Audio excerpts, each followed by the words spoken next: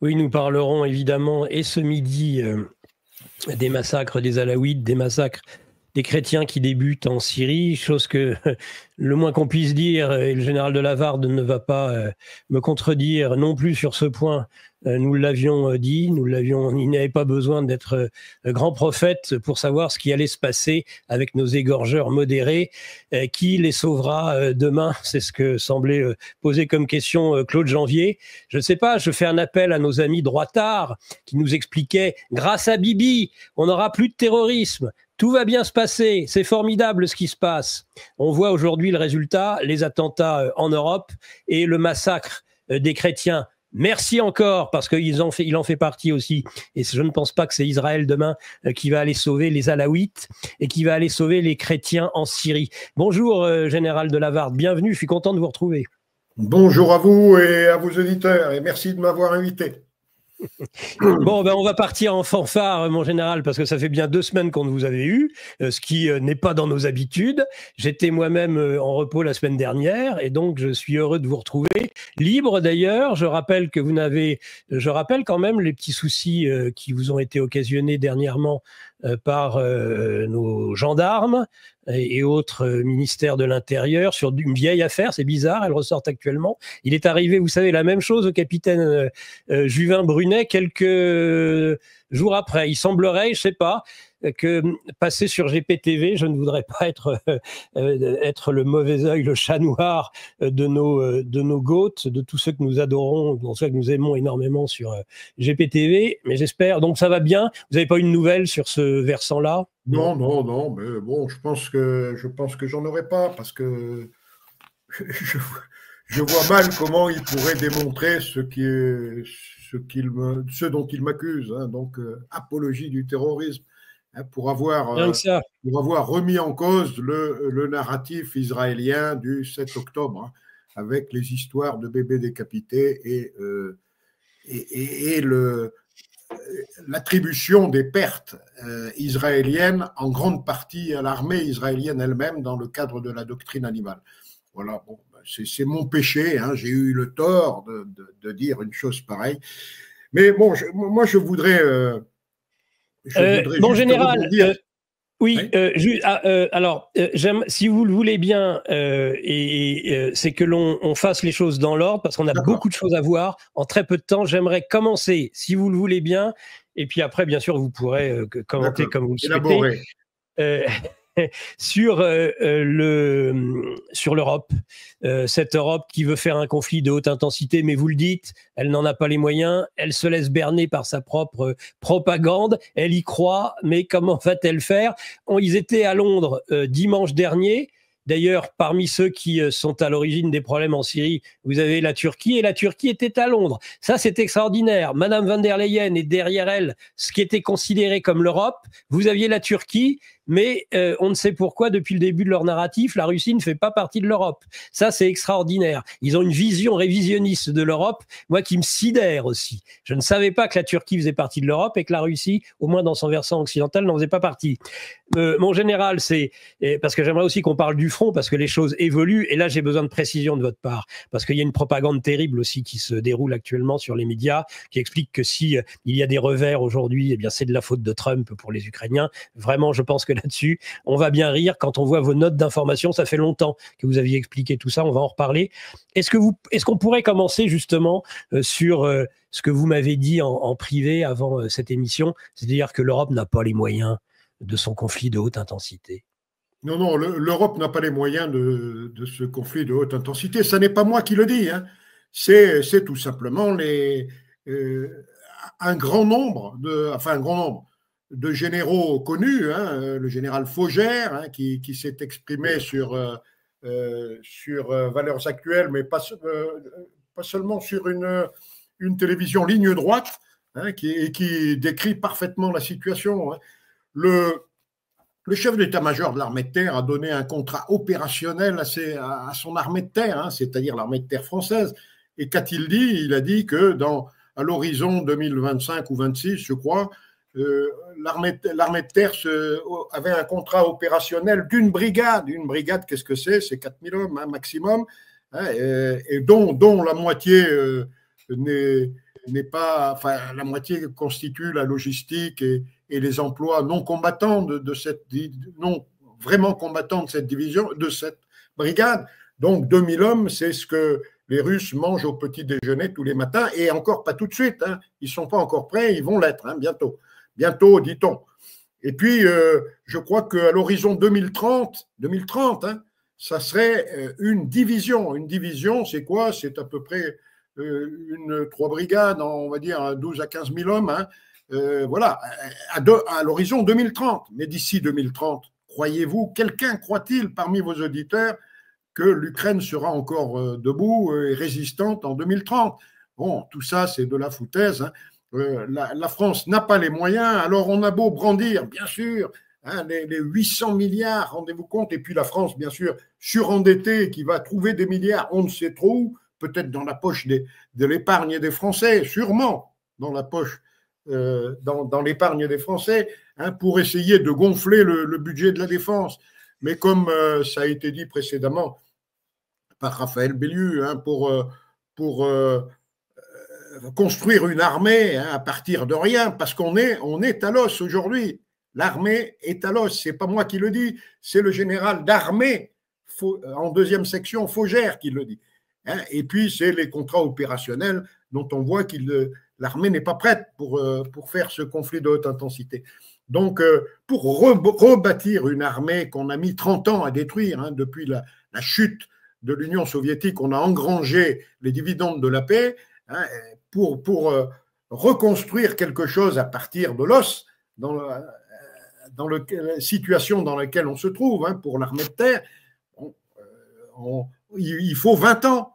Et dans 20 ans, de l'eau aura coulé sous les ponts et l'Union européenne ne sera peut-être plus tout à fait, et la France, ne seront probablement plus dirigées par les mêmes, hein, parce qu'ils n'ont plus le vent en poupe aujourd'hui, hein, on a vraiment l'impression qu'ils crachent leur dernier venin, hein, comme le serpent dont la tête commence à être tranchée, hein, et qui désespérément, hein, cherche à piquer, à faire mal. Mais bon, à mon avis, toutes ces rotomontades, hein, qu'on peut même qualifier de pitrerie de l'Union européenne, hein, et des néocons de l'Union européenne, hein, je veux parler bien sûr de Keir Starmer, hein, le premier des néocons, suivi ou précédé, j'en sais rien, par Emmanuel Macron, hein, ça n'ira pas, ça doit faire sourire Poutine. Enfin, Poutine, quand il les voit s'agiter, se dit, bon, ben, c'est les derniers soubresauts. Hein, l'Europe ne va pas bien économiquement, hein, c'est pas, on ne va pas trouver 800 milliards dans une Europe en faillite, ça n'est pas vrai, ça n'est pas vrai. Hein, on en avait trouvé 500 en émettant de la fausse monnaie, hein, au moment du Covid. Bon, jusqu'à quand pourra-t-on émettre de la fausse monnaie en Europe? L'euro a-t-il un avenir? Ça aussi, c'est une bonne question, hein. Ce qui nous permettrait de financer une reconstruction qui prendrait 20 ans, je le dis, hein. C'est pas demain qu'on va partir en guerre, ça n'est pas vrai. Et je vois mal la plupart des soldats partir en guerre dans ces conditions. Dans les conditions, d'ailleurs, d'une opinion française profondément divisée sur le sujet et qui est majoritairement contre l'envoi de troupes en Ukraine, hein. Donc, ça ne se fera pas, hein. On est là dans le bluff, le mauvais bluff d'ailleurs, hein. Un joueur de poker, normalement, il est bon, hein. Il bluffe en regardant l'adversaire avec des yeux de tueur, mais les yeux de tueur de Macron, ils font rigoler tout le monde, hein. Ils font rigoler le monde entier aujourd'hui, hein. Enfin, c'est même pas la peine de le dire, hein, et c'est un constat factuel. Bon. Voilà. Donc vous ne croyez pas en la possibilité qu'ils réussissent, au travers la captation, par exemple, de l'épargne des Européens, à construire cette Europe intégrée avec leur bouc émissaire habituel qui est justement la Russie de Poutine. Non. Non, la captation de l'épargne des Européens, c'est pas fait pour refaire une armée, c'est pas vrai. Hein, pour l'instant, ils cherchent à recapter pour essayer de sortir de leurs problèmes économiques financiers, dans une espèce de fuite en avant. Hein, ils cherchent à sortir de la faillite. Hein. Donc, faire appel à l'épargne, ce n'est pas pour reconstruire une armée. Hein. Le prétexte, ce qu'on présente aux Français, c'est on va vous reconstruire une armée, vous allez voir ce que vous allez voir. Hein. Et Poutine n'a qu'à bien se tenir. Bon, ça, c'est le prétexte. Hein. Mais le prétexte, c'est un prétexte pour faire la poche aux Français. Hein. Et ils vont leur faire la poche, hein. C'est-à-dire nous faire la poche. C'est clair, hein. Mais ça n'est qu'un prétexte. Ce n'est qu'un prétexte. Qu'est-ce qui se passe aujourd'hui, mon général, là où il y a vraiment un conflit de haute intensité et où on voit aussi l'importance des hommes, parce que je pense qu'une des raisons qui vous fait douter de la possibilité de réarmer l'Europe, c'est qu'il faudrait trouver des hommes. Et vous, en tant que général, en tant que meneur d'hommes, en tant qu'officier, eh bien, il y a le problème aussi de trouver ces hommes. On le voit en Ukraine. Il semblerait que ce soit beaucoup moins le cas, en tout cas pour l'instant, avec la Russie de Poutine. Et donc, qu'est-ce qui se passe sur le territoire ukrainien? On a l'impression qu'il y a des avancées notoires, que ce soit dans le Donbass ou que ce soit dans l'oblast de Koursk, qui est en train d'être totalement repris. Ce que nous expliquent les médias de grand chemin, c'est que finalement, c'est parce qu'il y a quelques jours, le renseignement américain a cessé d'émettre et d'aider les Ukrainiens, ce qui explique d'ailleurs ils avouent en quelque sorte, en tout cas nos médias de grand chemin, que c'est bien l'Ukraine est bien un proxy et que l'opération de Koursk est bien une opération, comme vous l'aviez dit, qui a été menée dès le départ par la CIA et par les Américains, par le renseignement américain. Est-ce que vous croyez que les déconvenues actuelles sur le terrain, comme le disent nos médias mainstream, sont le fait de l'abandon des Américains, ou bien est-ce que de toute façon c'était couru d'avance? C'était couru d'avance, hein, puisque bien avant le retrait américain, les Russes continuaient d'avancer inexorablement, hein, sur tous les fronts. Bon, les Russes ont raison de prendre leur temps. Hein. Je l'ai toujours dit, moi, depuis le premier jour. Hein. Le temps travaille pour eux parce que ce temps participe dans une Europe en déclin économique. Plus le temps passe et plus le déclin s'accentue et plus l'Europe plonge économiquement. Et donc, tout au début, la Russie n'avait pas intérêt à précipiter les choses. Elle ne l'a pas précipité, et donc elle va gagner non seulement militairement, mais elle gagnera surtout économiquement. Et c'est parce qu'elle gagnera économiquement qu'elle pourra durablement mettre l'Europe hors d'état de nuire. Une Europe faible économiquement est une Europe qui aura beaucoup moins de pouvoir de nuisance. Voilà. Et c'est ce qui est en train de se passer. Donc maintenant, la Russie met un petit pied sur l'accélérateur. Hein. Elle va reconquérir inévitablement le saillant de Koursk avec des pertes colossales pour l'Ukraine. Hein. C'est en train de se produire aujourd'hui. Hein. Bon, je vois mal l'Ukraine pouvoir réagir et contre-attaquer où que ce soit. D'ailleurs, aujourd'hui, elle n'en a plus les moyens. Et j'ajoute que, évidemment, l'annonce faite et même la réalisation de l'abandon de l'aide financière et de l'aide d'armement est un facteur qui contribue aussi à miner le moral des Ukrainiens. Les Ukrainiens, le soldat ukrainien sur le terrain qui apprend ce genre de choses, eh bien, il perd un peu le moral. Hein. Il a déjà beaucoup de peine à contenir l'ennemi, et puis voilà qu'on lui dit qu'on va lui couper les ailes. Donc, le soldat ukrainien n'a plus envie de se battre. Je pense que les redditions d'unités entières vont se multiplier dans les semaines et dans les mois qui viennent, hein, et que je l'ai dit, je crois, lors de notre dernière émission, hein, ma prédiction, c'est que le Noël 2025 sera un Noël de paix en Ukraine. Hein, Noël de paix en Ukraine et Noël qui ne sera pas tellement un Noël pour les Européens parce qu'ils auront tout perdu dans l'histoire. Hein. Ils auront été le dindon de la farce d'une aventure initiée par les néoconservateurs américains et qui va mal se terminer pour eux. Les dindons de la farce seront incontestablement les Européens dans cette histoire. Mon général, une question extrêmement intéressante qu'on retrouve et qui vient de nous être sélectionnée. Je la trouve plus qu'intéressante et je pense que justement le général, l'officier général que vous êtes, avait des réponses sur ce sujet. Donc on parle de 10 000 soldats ukrainiens qui seraient pris en tenaille dans la région de Koursk.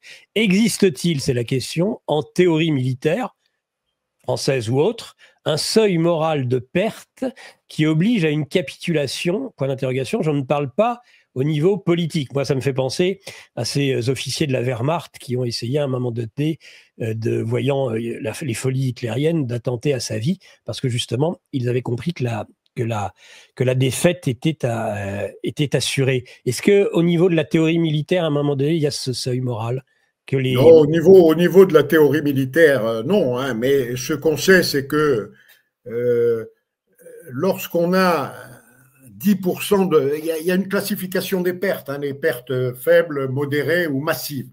Les pertes massives en théorie militaire, c'est du 10% et plus. Quand on perd 10% d'une unité en un temps relativement bref, ce sont ce qu'on appelle des pertes massives et qui entraînent des déboires militaires ultérieurs. Mais il n'y a pas de règle qui indique qu'on doive se rendre au-delà d'un certain seuil. C'est lié à la libre appréciation du chef sur le terrain, hein, et certains chefs font ce choix, hein, de capituler, c'est-à-dire de faire en sorte que leur unité se rende, hein, parce que les taux de perte sont très élevés et qu'il n'y a plus d'espoir. Voilà. Est-ce que vous croyez, comme Emmanuel de Villiers, que pour ce qui concerne Macron, là on parle plus de Zelensky, devrait partir au vu de ces frasques, ces pitreries de la semaine dernière, son indigne discours, moi je parle d'indigne discours devant encore des millions de Français qu'il a pris quasiment en otage finalement en relançant ce « nous sommes en guerre ». Oui, bien sûr, et bien sûr qu'il devrait partir, mais il devrait partir déjà depuis bien longtemps. Il aurait même jamais dû arriver si les Français ne s'étaient pas laissés berner par les médias mainstream, hein, qui l'ont porté au pouvoir, hein. On sait qui est derrière tout ça, hein, et c'est pas inconnu, quoi. Moi, j'ai écouté Jeffrey Sachs, qui est le plus grand géopoliticien américain de tous les temps, qui s'est exprimé devant le Parlement européen et dans une réponse aux questions. Il a eu une réponse très, très précise, hein, et que chacun peut retrouver d'ailleurs sur le net parce que ça a été traduit en français par Neutrality Studies de Pascal Lotaz. Qu'a-t-il dit? Il a dit qu'il faudrait enfin que les Européens, dans une réponse aux questions, hein, il faudrait enfin que les Européens aient une politique étrangère qui leur soit propre et non, et c'est là que j'insiste, une politique étrangère qui leur soit dictée par les États-Unis et par Israël. Il a dit ça. Jeffrey Sachs, le plus grand géopoliticien américain, avec John Mearsheimer, enfin qui partagent ce poste sur la première marche du podium de la géopolitique américaine, il a rien dit que par l'expérience. Rien que par l'expérience. C'est-à-dire qu'il le sait très bien, il sait très bien que notre politique étrangère est dictée non seulement par les États-Unis, mais aussi par Israël. Il l'a dit. Et chacun peut retrouver cette déclaration et à partir de ce moment-là, on comprend tout. On comprend par exemple pourquoi Zelensky est arrivé arrogant aux États-Unis, hein, pour discuter avec Trump en étant sûr de lui. Il était sûr de lui, Zelensky. Pourquoi il était sûr de lui? Parce qu'il savait que aux États-Unis, celui qui gouverne, c'est un peu le président, mais c'est aussi beaucoup l'AIPAC, America Israel Public Affairs Committee, c'est ça. C'est comme ça que ça marche. Et donc, Zelensky s'est dit, bon, moi, je suis protégé, hein, je fais partie du bon groupe, hein, et donc, je ne risque rien. L'AIPAC volera à mon secours. Les députés et les membres du Parlement, du Congrès américain, qui ont été élus grâce au soutien de l'AIPAC voleront à mon secours. Et donc, le boss, c'est pas Trump, c'est moi. Et puis, après tout, moi, Zelensky, j'ai été nominé 3 fois au palmarès mondial confessionnel du Jerusalem Post. Donc, je suis un type important. Je suis entre Trump, qui lui ne l'a jamais été, évidemment, et moi, c'est moi le boss. Et donc, il a eu une attitude qui allait bien au-delà de ses capacités réelles. Il ne s'est pas rendu compte que Trump n'apprécierait pas cette plaisanterie, hein, et que ça allait mal se passer pour lui. Quand j'étais petit, je lisais dans le rayon BD des grandes surfaces. J'ai pas beaucoup changé. Sauf qu'à présent, je lis la revue mensuelle de Géopolitique Profonde. Qu'y a-t-il dedans ? De l'économie, de la politique, et bien sûr nos solutions financières, parce que s'appauvrir arrive très rapidement. On peut vous aider à y voir plus clair dans vos finances. Par contre, pour le reste, il va falloir grandir.